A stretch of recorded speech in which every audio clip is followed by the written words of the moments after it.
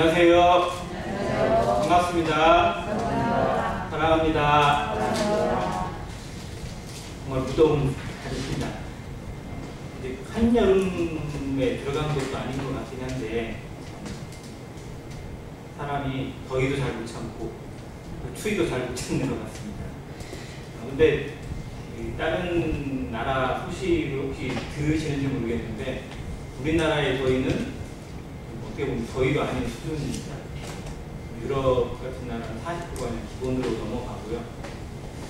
미국의 네바다주 같은 경우는 50도까지 돌파를 할 정도의 날씨.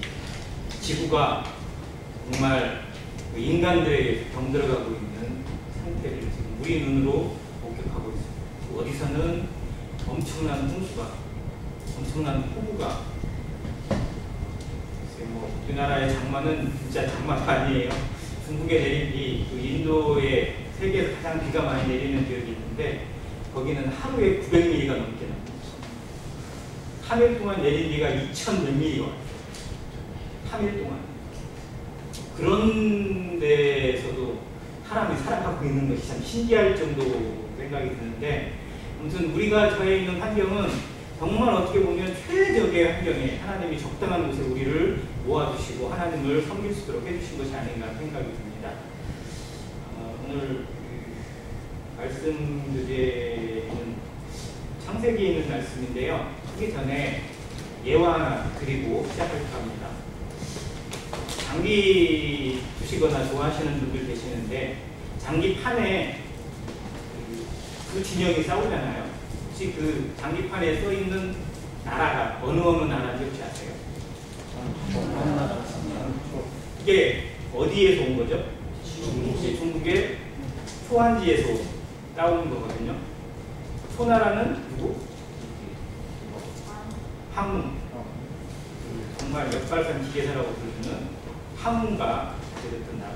그리고 한 나라는 이름은 좀 그렇죠. 좀 말하기 약간 좀 거꾸로 온 이름인데, 아무튼 한해 보조라고 불리는 유방이 서로 자웅을 겨루면서 이렇게 했던 것을 장기판으로 옮겨놓은 게 장기라는데, 이 두 나라가 실제로 뭐 싸움의 능력이나 서열로 보면 항우를 이길 사람이 아무도 없었기 때문에 유방은 어떻게 보면 항우한테 좀 선수를 지었어요. 근데도 항우가 워낙 난폭하게 사람들을 죽이고 마음에 안 들면 다 쓸어버리다 보니까 민심은 오히려 유방 쪽으로 많이 갔어요.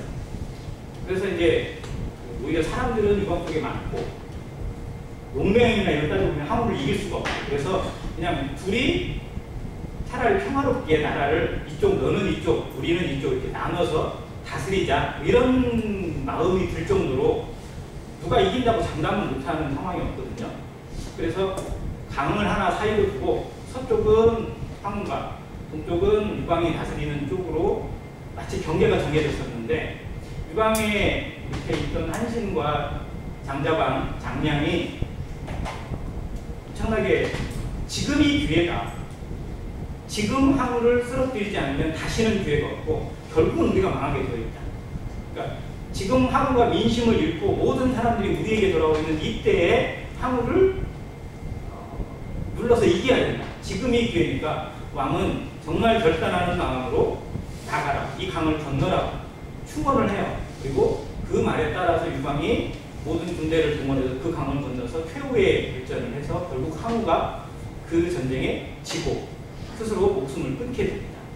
그때 나온 사자성어가 사면초가라는 사자성어도 있는데, 그 강을 건너는 그 지점, 그 강을 건너게 되는 결단의 시점을 가리키는 사자성어가 건곤일척이라는 사자성어가 거기서 유래가 됐어요. 다른 시인이 그 강을 지나가다가 그 옛날 일을 떠올리면서 시를 하나 지었는데 거기에 건곤일척이라는 시구를 지어서 시를 지었거든요.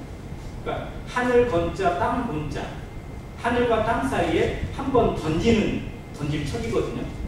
단 한 번 던지는 기회, 즉 목숨을 걸고 모든 것을 걸고 자신의 어떤 운명을 맡기고 인생의 모든 것을 던지는, 도전을 하는 그 개념을 건곤일척이라 하는데, 이 유방이 전 천하의 패권을 두고 항우와 결사항전을 결심하게 되는 그 사건을 이 건곤일척이라고 봅니다. 한 나라의 운명도 어떻게 보면 그런 기회가 있어요. 정말 중대한 결단을 하고 또 심사숙고해서 뭔가를 해야 되는 때가 있습니다. 마찬가지로 한 인생도 그래요. 가정도 마찬가지고 정말 그 상황에서는 정말 어떻게 하는 것이 내 인생에서 가장 중요한 선택일 것인지 우리 마음에 조바심이 들고 또 두려움도 드는 그런 순간이 분명히 온다는 겁니다.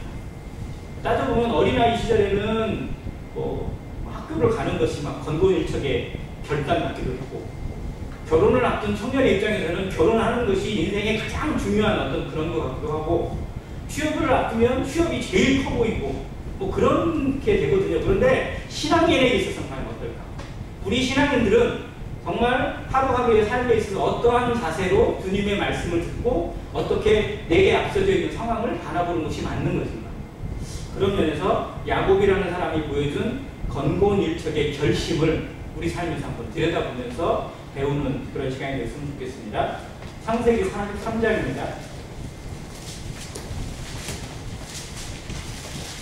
창세기 43장 13절과 14절을 같이 읽겠습니다. 찾으셨으면 같이 읽겠습니다. 13절 시작. 내 아우도 데리고 떠나 다시 그 사람에게로 가라. 전능하신 하나님께서 그 사람 앞에서 너희에게 은혜를 베푸사 그 사람으로 너희 다른 형제와 베냐민을 돌려보내게 하시기를 원하노라. 내가 자식을 잃게 되면 이를 이루라. 자, 마지막 구절에 있는 내가 자식을 잃게 되면 걸 같이 읽겠습니다. 자, 한번 시작. 내가 자식을 잃게 되면 이를 이루라. 저는 야곱의 인생 147년을 묵상할 때 지금 여기 말씀에 나온 이 순간이 야곱의 생에서 가장 중요한 결단이라고 생각을 합니다. 물론 야곱의 인생은 워낙 풍파가 많고 여러 가지 일들이 많아서 중대한 사건들이 많아요. 예를 들어서 베델에서 하나님을 처음 만나고 경배를 드렸던 것도 그렇고, 외삼촌과의 어떤 그런 만남도 마찬가지고, 형 에서를 만나기 직전에 그 약복강 나루에서 기도할 때 하나님을 만나고 축복을 받은 그 모습도 그렇고 여러 가지 중요한 사건이 있는데, 그의 인생에서 정말 가장 중요한 것을 포기하고 내려놓는 이 결심, 이것이었다면 야곱이 진짜 이스라엘이 되게 만드는 하나의 전환점이 되지 않았을까라는 생각을 합니다. 자, 야곱은 이름 자체가 참 부끄러워요. 야곱의 이름이 뜻이 뭐죠? 왜 야곱이에요? 발목을 잡은 자예요. 발목을 잡은 자. 한마디로 태클 거는 자예요. 우리 인생에 태클 거는 사람 있죠? 나를 발목 잡는 사람 있죠? 정말 저 사람만 없었으면 내 인생이 좀 편했을 것 같은데 라는 생각을 드는 그 존재가 바로 야곱이에요. 그는 아무튼 자기에게 방해가 되는 사람을 어떻게든 넘어서려고 했고 무조건 이기려고만 했던 그런 정말 이기적인 그런 모습으로 살아갔습니다. 그런 야곱을 하나님이 이름을 뭘로 바꾸셨어요? 이스라엘로 바꾸셨어요. 자, 그런데 야곱을 이스라엘로 바꾸긴 했는데 성경은 계속해서 야곱이에요. 뒤에도 죽을 때까지도 야곱이 계속 나와요. 근데 중간중간에 이스라엘이 나와요. 그리고 본문 43장을 시작하는 시점에 이스라엘이라는 이름을 계속해서 기록해 주세요. 저는 이것이 하나의 어떻게 보면 포인트라는 생각이 들어요. 42장 38절에 보면 야곱이 이르되 라고 써있거든요. 근데 43장 6절에 보면 이스라엘이 이르되 라고 되어 있고요. 그리고 8절에 보면 유다가 그의 아버지 이스라엘에게 이르되, 성경이 이 상황에 대해서 계속해서 이스라엘이라는 이름으로 야곱의 이름을 바꿔서 기록해 주시고 있는 이유가 있습니다. 야곱의 인생에서 극적인 순간들을 따져보면 한도 끝도 없는데, 야곱은 자식을 12명, 아들만 12명을 낳아요. 그런데 12명을 낳았으니까 정말 풍부하고 풍성하고 복받은 가정이 분명한데, 야곱의 자식들 한번 보세요. 그들의 자식들을 낳게 되는 배경들이 평화로운 거예요? 아니면 시기가 질투예요? 자, 누가 시기 좋겠죠? 라헬과 레아의 경쟁이. 동생은 언니를 못 이겨먹어서 막 배 아프고 죽겠고, 언니는 그래도 내가 언니인데 네가 나를 이겨? 뭐 이런 식으로 해서 아무튼 서로 아들 낳기 경쟁을 해요. 그래서 누가 제일 많이 낳았어요? 레아가 6명이나 낳았어요. 그리고 나중에 안 되니까 라헬은 배 아프니까 도저히 안 되겠으니까 이게 내가 안 되면 내 여종이라서 해서 낳자. 그래가지고 자기 여종을 보내서 낳게 한 아들이 단이에요. 그래서 단이라는 지파가 조금 성경에서는 특이한 지파가 됩니다. 그리고 납달리라는 지파를 또 낳거든요. 자, 그러니까 나도 질 수 없지. 나도 여종을 보내. 그리고 여종을 또 보내가지고 둘을 또 낳고. 그러다가 이제 합판세 때문에 또 둘을 또 낳아요. 그래서 여기 10명이 됐는데 하나님이 마지막에서야 라헬을 긍휼히 여기시고 태를 열어주셔서 낳은 아들이 요셉이에요. 그래서 요셉은 야곱이 제일 사랑할 수밖에 없는 아들이에요. 왜냐하면 자기 목숨으로 자기의 인생 전체를 들여가지고 봉사하고 수고한 이유가 누구 때문이에요? 라헬을 얻게 돼요.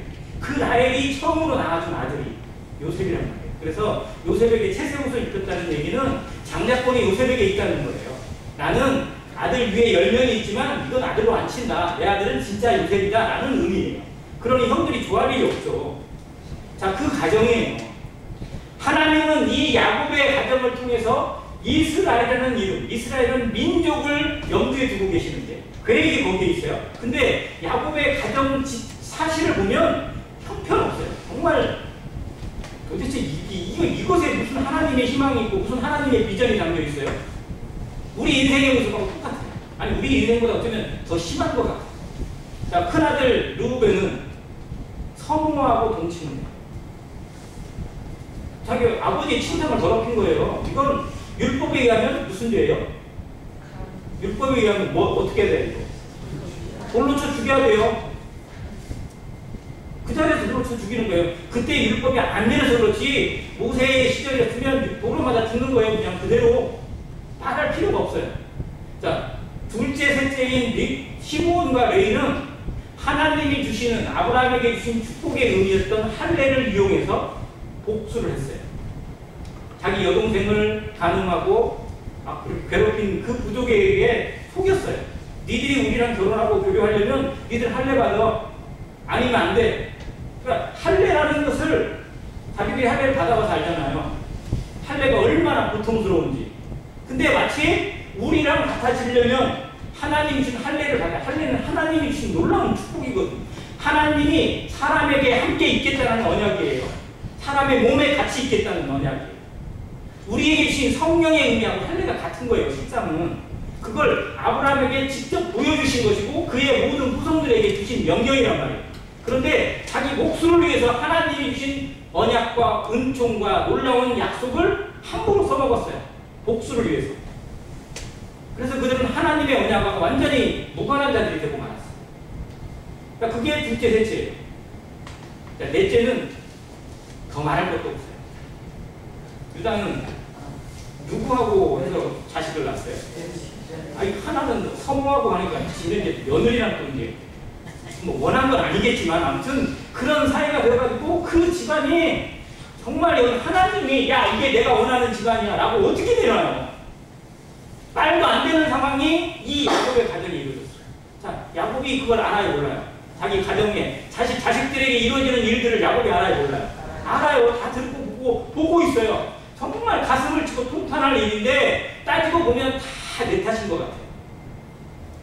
내가 지금까지 어떻게 하나님 앞에 살아왔나, 하나님의 약속을 받고도 이기적으로 살아오고 나만 생각하고 살아온 이 모습이 자식들에게 그대로 드러나서 내 얼굴을 먹칠을 하고 있는 것을 보면서 그의 마음이 얼마나 아팠을까요?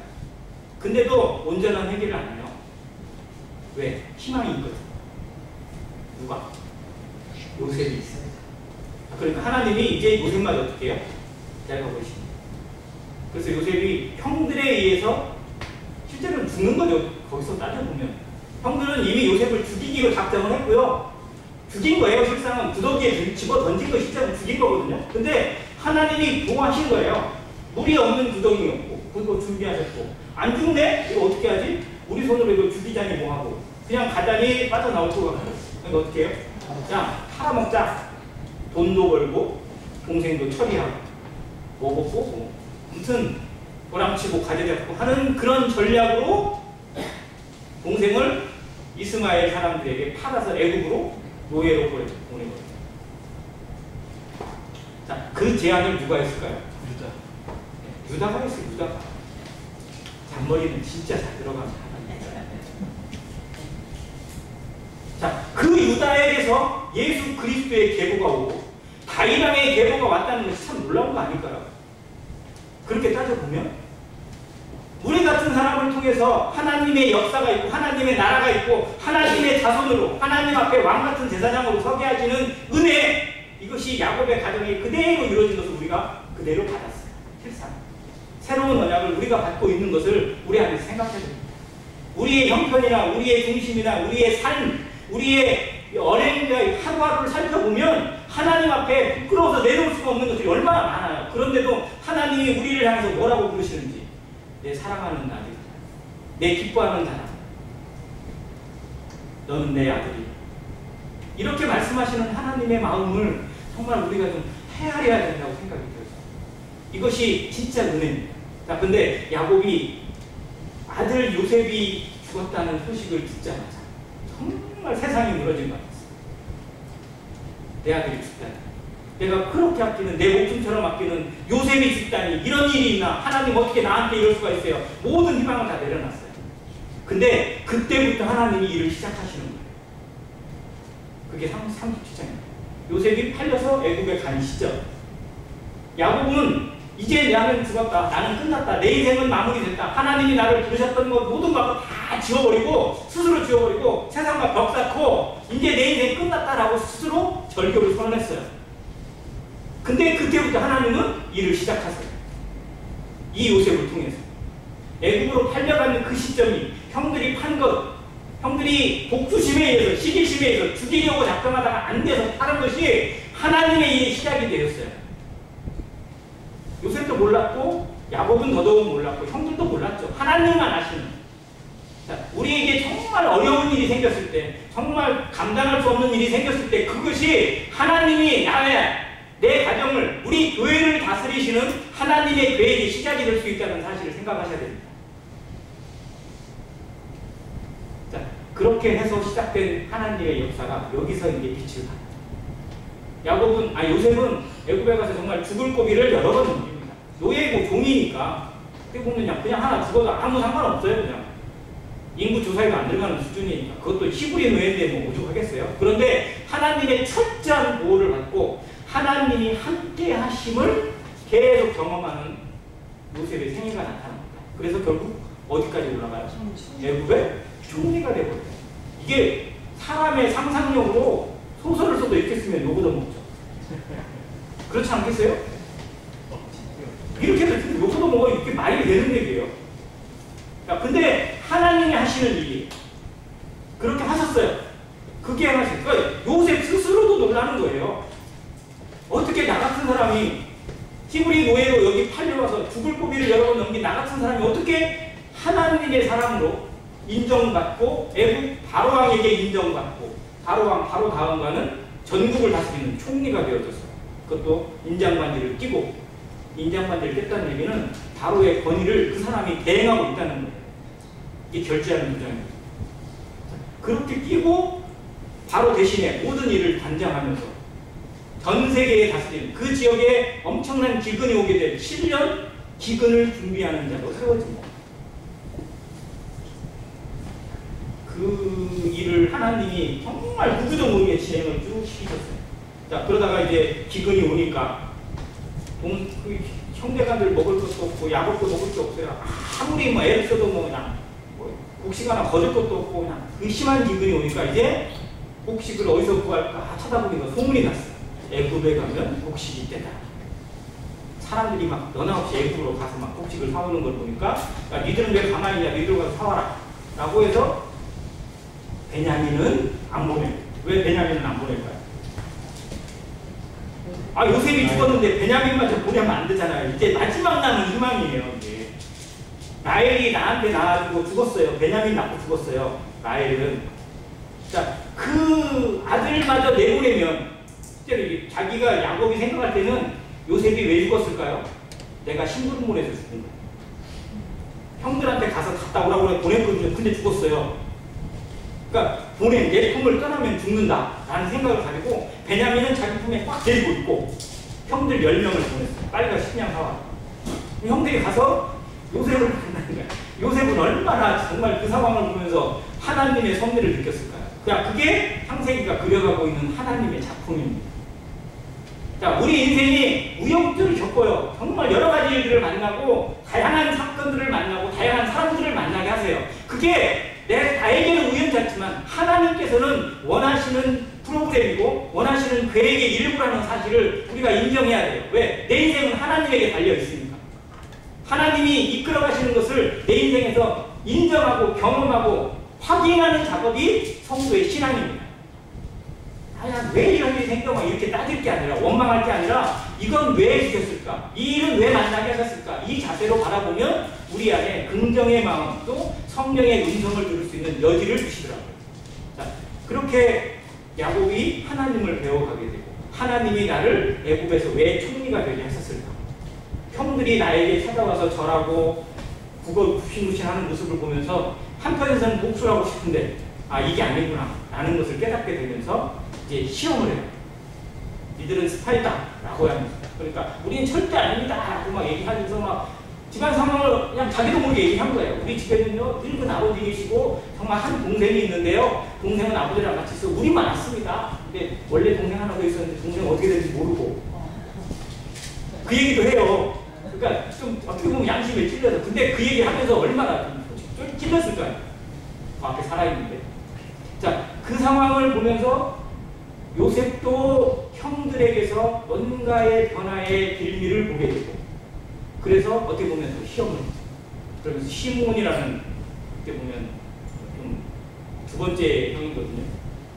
아까 얘기한 것처럼 하나님의 말씀을 가지고 복수했던 그 시므온을 골목으로 잡아놓고 보내면서 한 말이 뭐냐면 니들이 다시 올 때는 누구를 데려와라? 네 집에 있다고 하는 그 동생을 데려오지 않으면 니들은 무조건 스파이다. 양심을 살 수도 없을 뿐만 아니라 우리나라를 연탐하는 스파이라서 무조건 죽일 것이다.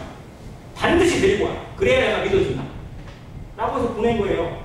그러니까 그게 43장의 시작으로 나가는. 1년 동안 버텼어요. 사원 양식으로. 자, 그러면 야곱의 입장에서는 그 얘기를 들었어요. 다음에 갈 때는 동생 베냐민을 데려가야 된대요. 아버지 아셨죠? 베냐민 내놓을 준비하세요. 라고 했을 때 야곱은 그냥 지나갔을 거예요. 왜? 설마 올해 이거의 기근이 내년에도 그냥 기근이 되겠어? 내년에는 좀 나아지겠지? 생각을 했을 거예요. 그런데 되자마자 또 기근이. 왜? 7년이 예비돼 있으니까. 자, 둘째의 기근을 만나니까 이제 꼼짝없이 베냐민을 내줘야 돼요. 근데 내줄 수가 없어. 베냐민. 야, 왜 니들은 쓸데없이 베냐민이 있다고 얘기를 해가지고 이렇게 어려운 상황을 만들었냐? 라고 얘기했더니 동생들은 이래. 우리가 그렇게 할 줄 알았겠습니까? 우리는 정말 사실대로 얘기했을 뿐인데 그 사람이 그렇게 얘기하고 누가 어떻게 알았겠어요? 그러면서 이야기를 하는 대목에 놀라운 게 있어요. 그게 8절인데요. 유다가 그의 아버지 이스라엘에게 이르되 저 아이를 나와 함께 보내시면 우리가 가리니 그러면 우리와 아버지와 우리 어린 아이들이 다 살고 죽지 아니하리다. 내가 그를 위하여 담보가 되오리. 뭐가 돼요? 내가 담보가 되겠다. 그러니까 어떻게 하겠대? 내가 목숨 걸고 내 목숨 걸고 내 동생을 지키겠을 테니까 꼭 보내라. 누가 그랬어요? 유다가 그랬어요.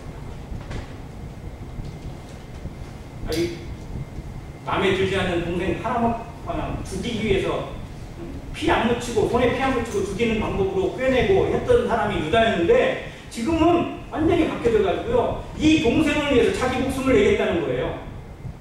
그게 유다예요. 이 유다의 간청이 아버지의 마음을 움직여요. 그러니까 유다라는 사람이 아무튼 좀 여러 가지 풍파도 많이 겪었지만 아버지의 마음에 뭔가 좀 심어주는 그런 아들이 아니었을까라는 생각이 들거든요. 그래서 성경은 르우벤도 아니라 요셉도 아니라 장자권이 유다에게로 가게 되는 배경을 설명해 주고 있는데요. 아무튼 그 유다가 그렇게 해서 아버지가 이제 마음을 풀면서 가라. 너희가 가라. 근데 갈 때 준비해서 가. 이것도 준비하고 저것도 준비하고 그 사람이 넣어준 돈도 가지고 가. 혹시 무슨 착오가 있었는지 모르겠으니까 돈도 더 가지고 가고 이것도 가져가서 가라. 그리고 네 동생 베냐민도 데려가라. 그러면서 기도를 해요. 그게 14절입니다. 전능하신 하나님께서 그 사람 앞에서 너희에게 은혜를 베푸사 그 사람으로 너희 다른 형제와 베냐민을 돌려보내게 하시기를 원합니다. 자, 이게 야곱이 정말 간절히 바라는 바람이에요. 모든 아들이 다 무사히 돌아오게. 자, 그런데 그 전에 야곱하고 달라요. 그 전에 야곱 같으면 누구만 돌아오면 돼요? 다른 아들 죽든지 말든지 상관없이 베냐민만 돌아오면 돼요. 그런데 그렇게 기도하지 않아요. 뭐라고요? 다른 형제와 베냐민을 돌려보내게 하시기를 원합니다. 모든 자녀들을 대하는 마음에서 어떻게 보면 공의가 조금씩 서기 시작해요. 그러면서 나온 뒤의 고백이 정말 놀랍습니다. 뭐라고요? 내가 자식을 잃게 되면 이를. 누구를 잃게 되면? 누구? 베냐민을 잃게 되면 이것이 하나님의 뜻이라면, 하나님이 내게 허락하신 일이라면 내가 받아들이고 기도를 합니다.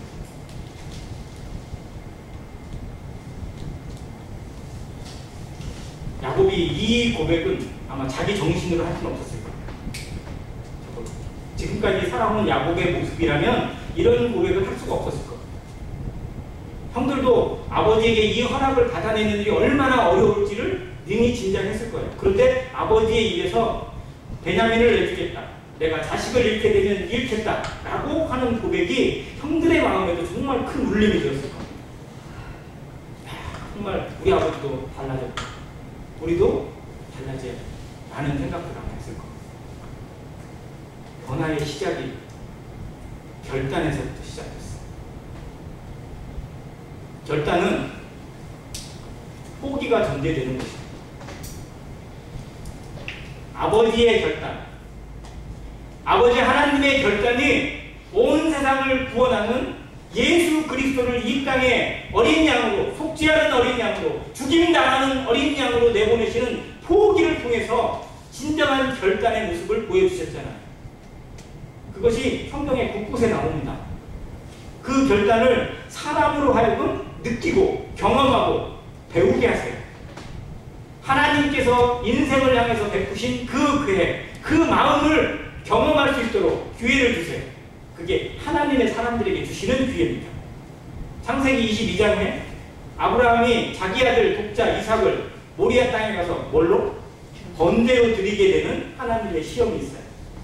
자, 그 시험하고 하나님의 독생자 예수 그리스도가 저 골고다 언덕에 올라가서 십자가를 지고 죽으시는 모습하고 너무나 똑같잖아요.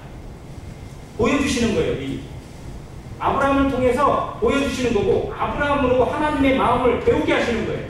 하나님이 인생을 향해서 베푸신 계획이 무엇인지.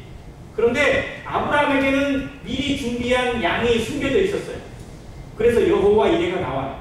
그러나 하나님의 어린 양은 준비될 수가 없어요. 다른 걸로 대체될 수가 없어요. 오직 그 어린 양, 예수 그리스도만이 구원이고 예수 그리스도만이 생명이라서 하나님은 자기를 위해서는 대체물을 주지 않으셨어요. 사람들을 위해서는 피할 길을 주시고 대체물을 주세요.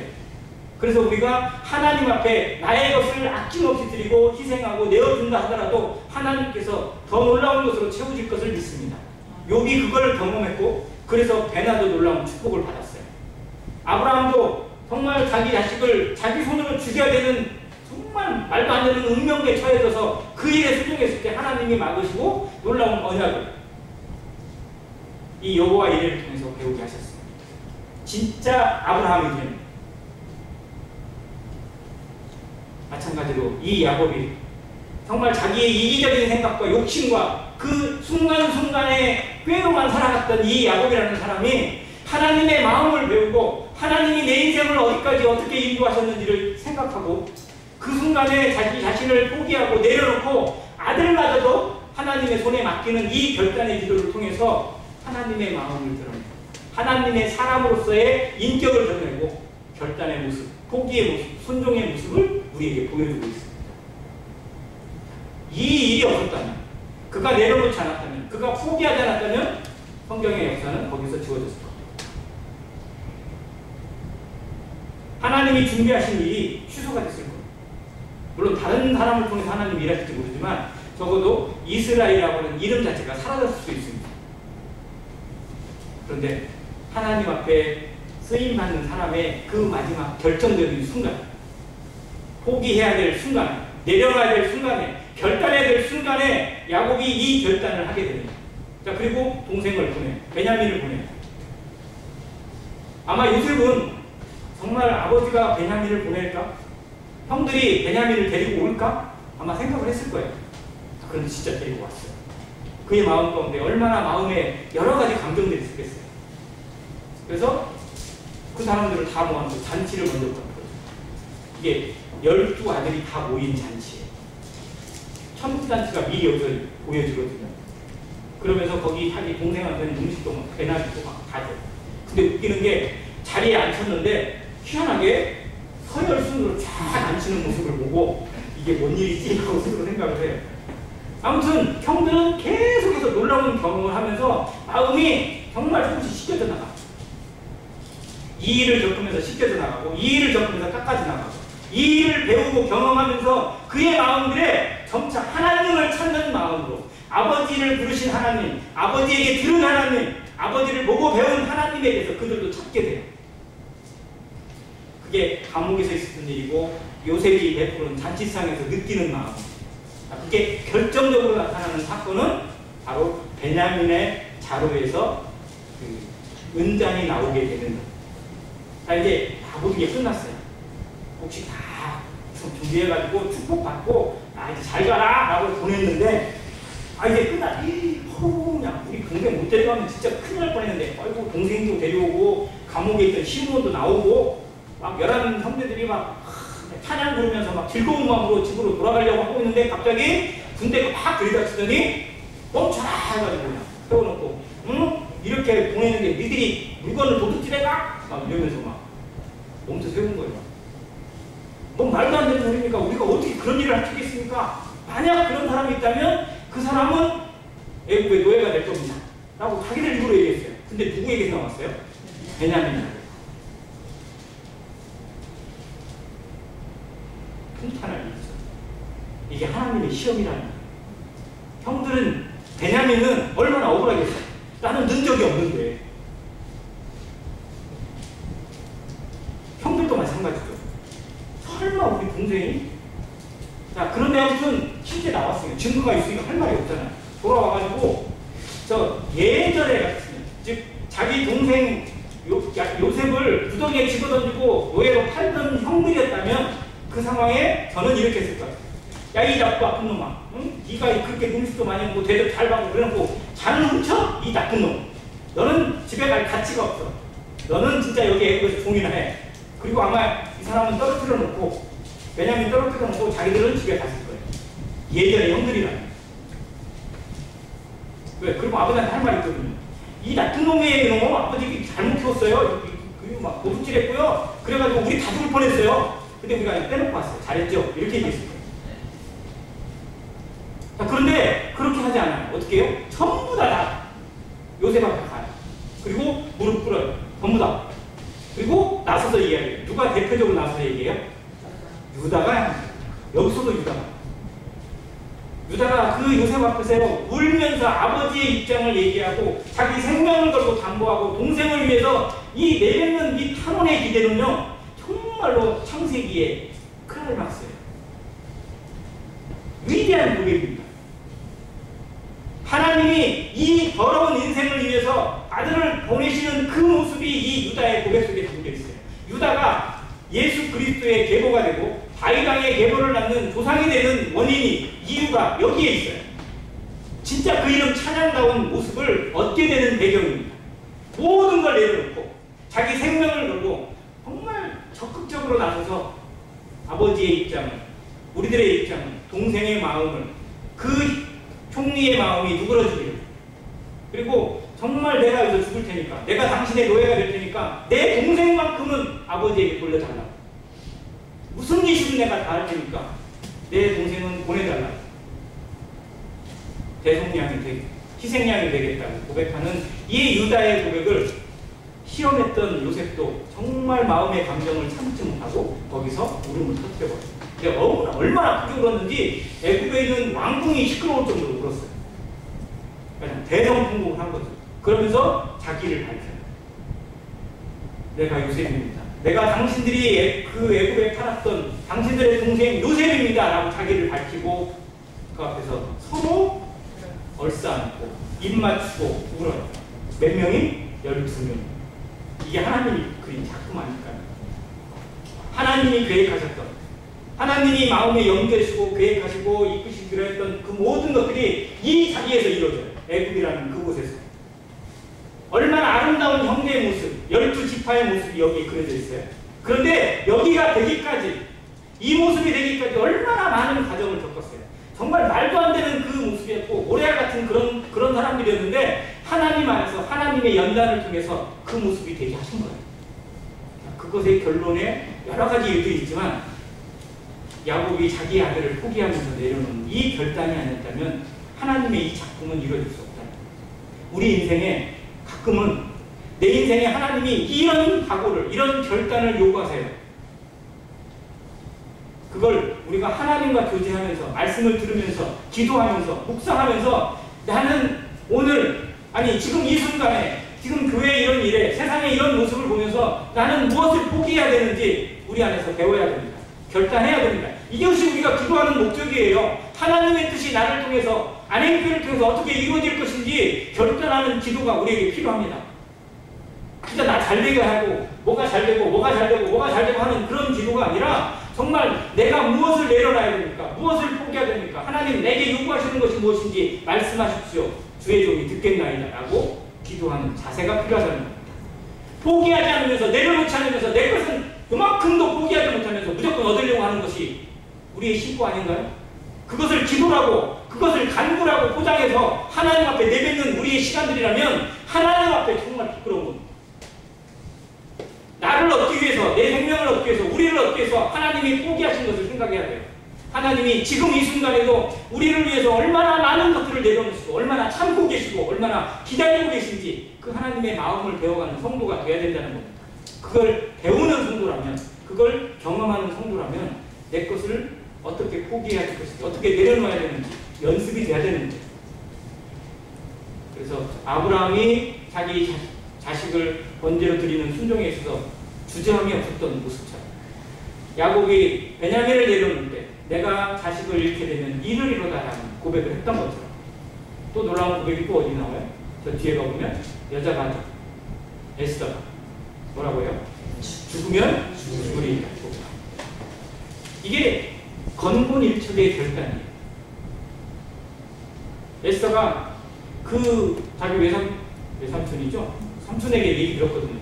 네가 왕의 위를 얻게 된 것이 이때를 위함인지 누가 아느냐. 만약 이 상황에 네가 조용하고 있으면 우리는 하나님의 또 다른 통로를 통해서 어떻게든 구원을 받을 것이지만 너는 잊혀지고 말 것이다. 잘 생각해라 라고 했을 때 에스더가 금식 기도를 선포하고 나를 위해서 기도해달라고 하고 나서 내가 왕 앞에 나가겠습니다. 죽으면 죽으리라. 하나님의 일이, 하나님의 계획이, 하나님의 역사가 시작되어지는 시발점이 되는 거예요. 우리는 스타트를 끊어야 될 사람들입니다. 나로부터 시작되기를 기도하시기 바랍니다. 나로부터 하나님의 역사가, 기적이, 능력이 나타날 수 있도록 하나님이 나 같은 자도 사용하시고 나 같은 자도 원하신다면 나의 인생을 하나님 받으시고 사용하시기를 기도하는 성도 되시길 바랍니다. 그것이 변화의 시작이고 기적의 시작입니다. 우리 인생이 안행교회가 그런 시작을 이뤄가는 교회가 되길 바라고 우리 가정이 내가 하나님 앞에 그렇게 쓰임받는 형제 자매가 되기를 기도하시길 바랍니다. 이것이 야곱이 보여준 이 기도를 통해서 이 시대를 살아가는 성도에게 들려주시는 하나님의 마음이 아닌가 생각이 되어서 오늘 제가 함께 교제를 나눈 것 같습니다. 감사합니다.